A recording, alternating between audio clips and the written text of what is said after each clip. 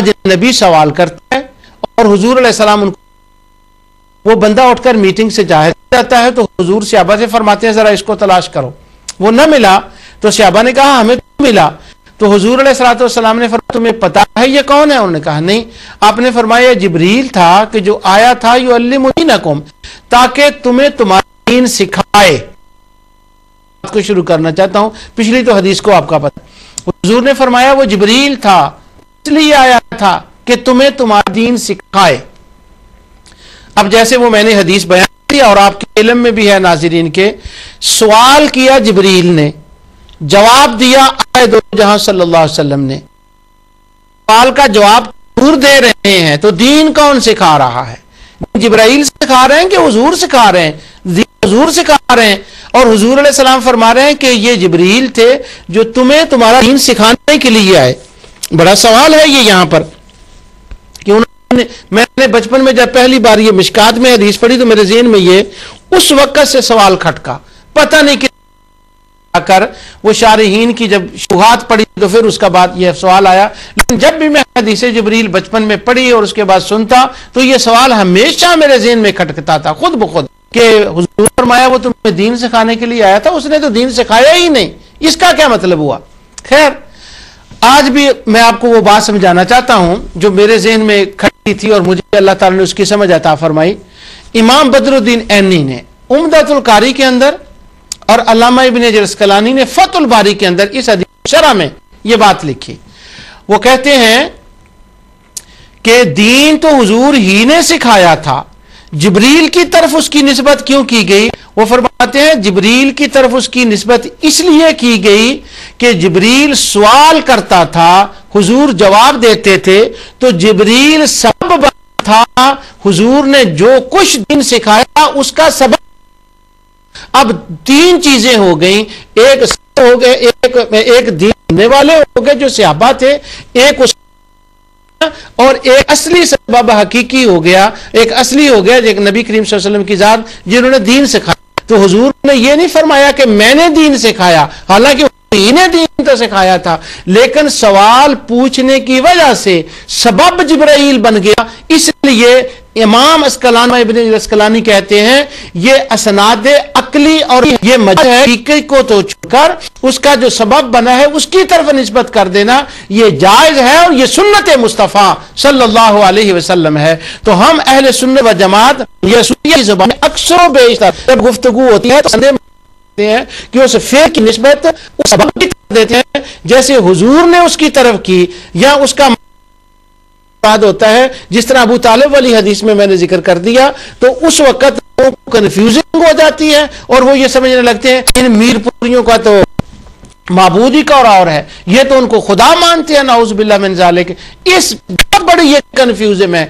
अगर फहमे कुरान के एतबार से हकीकत व मजाज कुरान और सुन्नत की रोशनी में समझ लिया जाए तो शायद दुनिया भर में खवारिज शिरक और कुफर का फतवा लगाना बढ़ दे।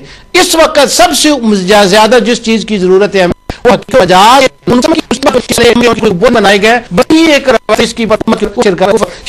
कुरान से कि कुरान हकीकत व मजाज की किस तरह से सब की और अल्लाह ताला अपनी मखलूक की तरफ, अंबिया मखलूक की तरफ कैसे निस्बत है। तो इससे पहले कर रहा हूं, अल्लाह फरमाता है फ़कैफ़ तत्तक़ून कफ़रतुम यौमन यअलुल विल्दान, अगर तुम नंबर को न मानोगे सियों पर बचोगे, यानी अगर इनकार कर दिया तो तुम्हारा हाल क्या होगा उस दिन। किस दिन? यौमन यजअलुल विल्दाना शीबा, वो दिन जो बच्चों को बूढ़ा कर देगा। उस दिन की हैबत नहीं होगी कि वो दिन बच्चों को बूढ़ा कर देगा। अब बताइए दिन बच्चों, अल्लाह बच्चों को बूढ़ा करता है, जाहिर अल्लाह ताला की जात करती है। अब सबब क्या होगा? क़यामत की हौलनाकियां, उसकी सख्तियां। बात ने यहां बूढ़ा करने की निस्बत जो है वो दिन की तरफ की है, हकीकी अल्लाह और मजाजी वो दिन हो गया। इसी तरह इसकी तफसील में आगे करता। दूसरी आयत सुनिए, अल्लाह ताला इरशाद फरमाता सूरह यासीन के अंदर 36 है, सुब्हानल्लज़ी खलक़ल अज़वाज, पाक है ज़ात जिसने हर चीज का जोड़ा जोड़ा पैदा किया, कुल्लाहा हर चीज का, मिम्मा तुम अर्द, और जमीन तुम्हारे लिए उगाती है। अब उगाने کی طرف کی گئی. تو زمین تو وسیلہ ہے, اگانے والا ہے, اگانے والی تو اللہ تعالیٰ کی ذات ہے. تو نسبت کس کی طرف کی گئی ہے؟ زمین کی طرف.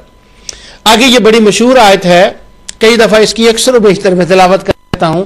وَقَالُوا لَا تَذَرُنَّ آلِهَتَكُمْ وَلَا تَذَرُنَّ وَدًّا وَلَا سُوَاعًا وَلَا يَغُوثَ وَيَعُوقَ وَنَسْرًا تَضَلُّ كَثِيرًا. کہ یہ جو 5 بت ہیں, یغوث, یعوق, نصر, اللہ فرماتا ہے انہوں نے لوگوں کو گمراہ کیا. حالانکہ کیا, لیکن بت تو اس کی سبب بنے ہیں.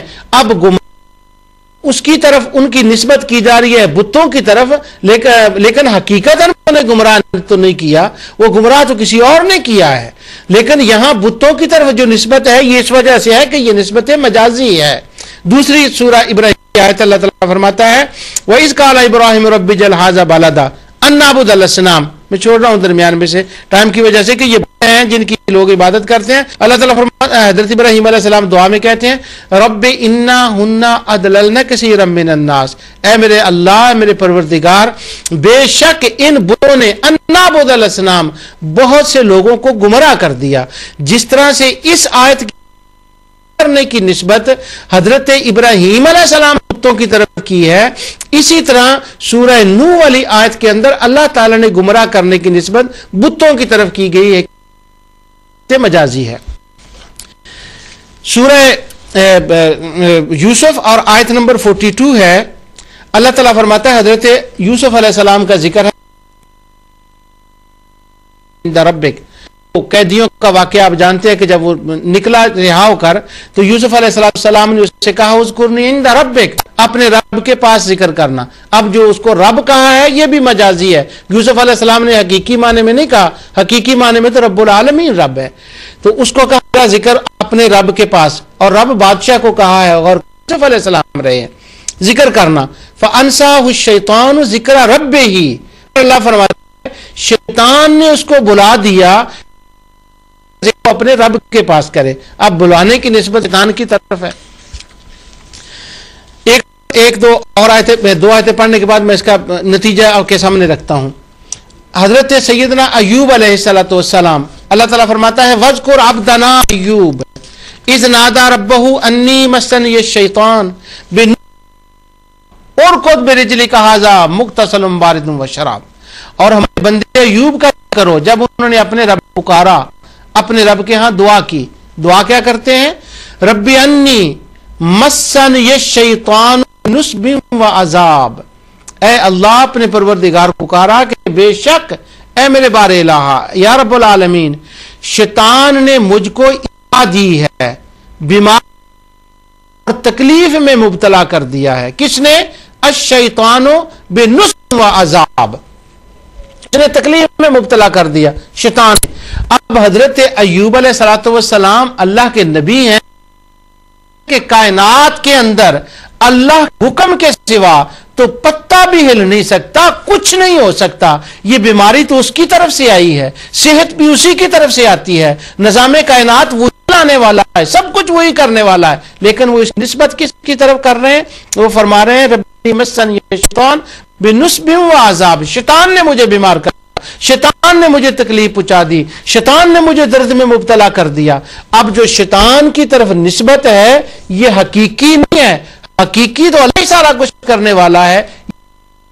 نسبت ہے کہ شیطان کے سبب سے میں یہ ہوا ہوں, تو سبب کی طرف جو نسبت ہے وہ حضرت ایوب علیہ السلام ہے.